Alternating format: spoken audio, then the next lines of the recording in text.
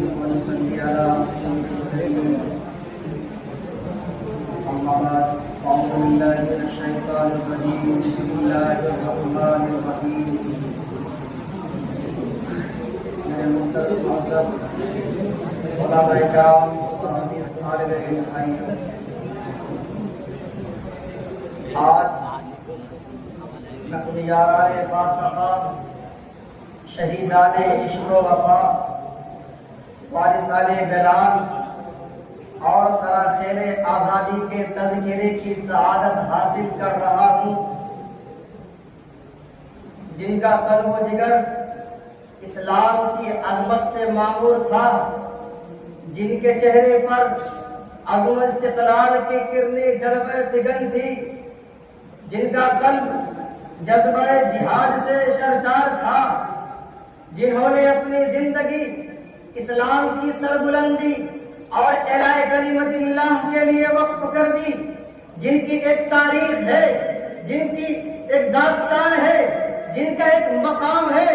جنہوں نے اپنی زندگی اسلام کی آبیاری اور چمرستان اسلام پر بڑھنے والی ہر باد سمون کی راہ میں دیوار آہنی بن کر حائل ہو گئی۔ میرے محترم بزرگوں، آئیے میں آپ کو آگے لے چلتا ہوں۔ الغرض یہ ہے کہ ہر محاذ پر انہوں نے باطل کا مقابلہ کیا ہے، اور اس طرح سے باطل کا مقابلہ کیا کہ ضرورت پڑی ہے تو گولی چلائی، ضرورت پڑی تو تلوار چلائی، ضرورت پڑی تو گولی چلائی، ضرورت پڑی تو تلوار پھینکی، قلم اٹھا لیا، اور جب ضرورت پڑی ہے تو قوم کے ننھے ننھے نونہالوں کی تربیت و اصلاح فرما کر باطل کے لیے دیوار آہنی اور فولادی لشکر بنا دیا۔ میرے محترم بزرگوں، آج میں انہی دیانوں اور سرفروشان اسلام کی مختصر تاریخ اور ادنا سی جھلک دکھانا چاہتا ہوں کہ انہوں نے جنگ آزادی میں کیا کارنامہ انجام دیا ہے اور ان کا کیا مقام رہا ہے۔ محترم حضرات، جب ہندوستان کی مقدس سرزمین پر انگریزوں کا ناپاک سایہ پڑا ہے اور وہ اپنی شاطرانہ و عیارانہ چالوں سے یہاں کے مالک بن بیٹھے ہیں، جب ہندوستانیوں کو غلام بنایا جانے لگا ہے، جب ہندوستانیوں کا خون ان کے پسینوں سے بھی عرضہ ہونے لگا، تو ایسے وقت میں مجاہد کا سب سے پہلے علم بغاوت بلند کرنے والا شخص وہ مرد مجاہد، وہ درویش خدا ہے، شاہ عبدالعزیز ابن ولی اللہ محدث دہلوی رحمۃ اللہ۔ محترم بزرگوں، شاہ عبدالعزیز علیہ الرحمہ کا فتویٰ کیا تھا؟ گویا ایک برقی بے اما تھا جو دشمنوں کے نخرے تمنا میں گر پڑی تھی، دشمنوں کے نیندیں حرام کر دی تھی، جگہ جگہ آزادی کے شعلے بھڑکنے لگے تھے، جگہ جگہ آزادی کے نعرے لگنے لگے تھے، سینوں میں ولولے مچلنے لگے تھے، اور حوصلوں نے انگڑائیاں لینی شروع کر دی تھی کہ مسند درس پر بیٹھ کر حدیث و قرآن کا درس دینے والے یہ علماء کرام خانقاہوں میں بیٹھ کر کے اپنے خونی جگر سے شمع اسلام روشن کرنے والے علماء و مشائخ عظام اپنے مدرسوں سے اٹھ کر کے، اپنے خانقاہوں سے اٹھ کر کے باطل کے خلاف، فرنگی پھرنگیوں کے خلاف محاذ بنا کر بے سر و سامانی کے عالم میں جہاد کے لیے نکل چکے ہیں، اور میں اکیلا ہی چلا تھا جانب منزل مگر راہ رو آتے گئے، کارواں بنتا گیا کہ مصداق بن گئے۔ میرے محترم بزرگوں، الغرض یہ ہے، واقعہ یہ ہے کہ اگر ہندوستان کی جنگ آزادی میں اگر علماء کرام حصہ نہ لیتے تو یہ ملک ہندوستان کبھی بھی آزاد نہیں ہوتا۔ اگر یہ سرخیل آزادی نہ ہوتے تو تحریک آزادی نہ چلتی، تحریک بالاکوٹ نہ چلتی، تحریک ریشمی روان نہ چلتی، تحریک خلافت نہ چلتی، مقدمہ بھابیان نہ چلتا، تحریک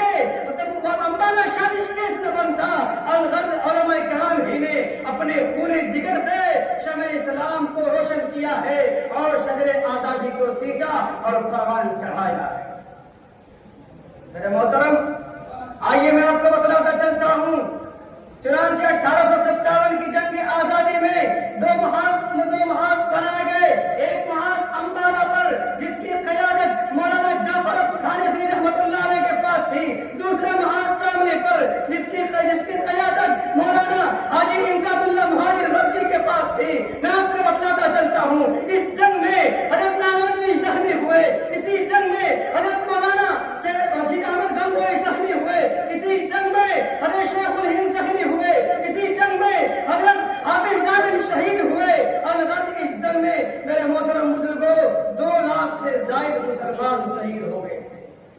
اور ان میں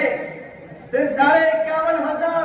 صرف علماء کرام تھے، اور ان میں سے صرف دہلی کے اندر میں 500 علماء کو پھانسی کے پھندوں پر لٹکا دیا گیا تھا۔ مسٹر ایڈورڈ تھامسن جو انگریز مورخ ہے، وہ اپنی تاریخ میں لکھتا ہے، وہ اپنی یادداشت میں لکھتا ہے کہ انگریزوں نے علماء کرام کو ختم کرنے کا فیصلہ کیا۔ 1864 سے لے کر کے 1867 تک ان 3 سالوں میں انگریزوں نے قرآن کو ختم کرنے کا ارادہ فرما لیا اور ہندوستان سے علماء کو ختم کرنے کا ارادہ کر لیا۔ میرے محترم بزرگوں، تھامسن لکھتا ہے، تھامسن کہتا ہے کہ اگر تجھے دلی کے چاندنی چوک سے لے کر کے خیبر تک کوئی بھی ایسا درخت نہیں تھا جس پر علماء کرام کی گردنیں لٹکی ہوئی ہو۔ تھامسن کہتا ہے علماء کرام کے جسموں کو تانبے سے ڈاک دیا گیا۔ تھامسن کہتا ہے علماء کرام کو درختوں سے باندھ دیا جاتا اور ہاتھیوں پر کھڑا کر کے ان کو نیچے سے ہاتھیوں کو چلا دیا جاتا۔ تھامسن کہتا ہے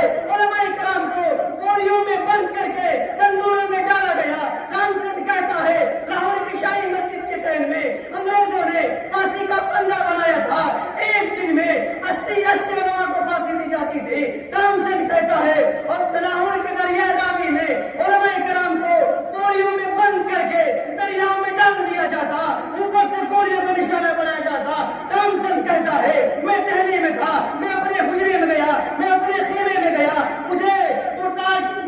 مردار کی بو محسوس ہوئی ہے، میں اپنے خیمے سے باہر نکل کر کے گیا، میں جا کر کے دیکھتا ہوں کہ آگ کے انگارے دہک رہے ہیں اور وہاں پر 40 علماء کو بلایا جاتا ہے اور 40 علماء کو جو ان کے کپڑے اتار دیا جاتا ہے، ان کو ننگے کر دیا جاتا ہے، ان کو آگ کے انگاروں پر لٹا دیا جاتا ہے۔ تھامسن کہتا ہے اس کے بعد پھر 40 علماء کو بلایا گیا، ان کے کپڑے اتارے گئے، ان کو کہا گیا اے مولویو تم صرف اتنا کہہ دو کہ 1857 کی جنگ آزادی میں ہم شریک نہیں تھے، تم سب کو چھوڑ دیا جائے گا۔ لیکن میرے محترم بزرگوں، ان میں سے سارے علماء کے ساتھ علماء سارے کے سارے آگ میں پک گئے، ایک بھی انگریز کے سامنے گردنیں نہیں جھکائی۔ میں اسی بات پر ماشاء اللہ، سبحان اللہ، بہت عمدہ۔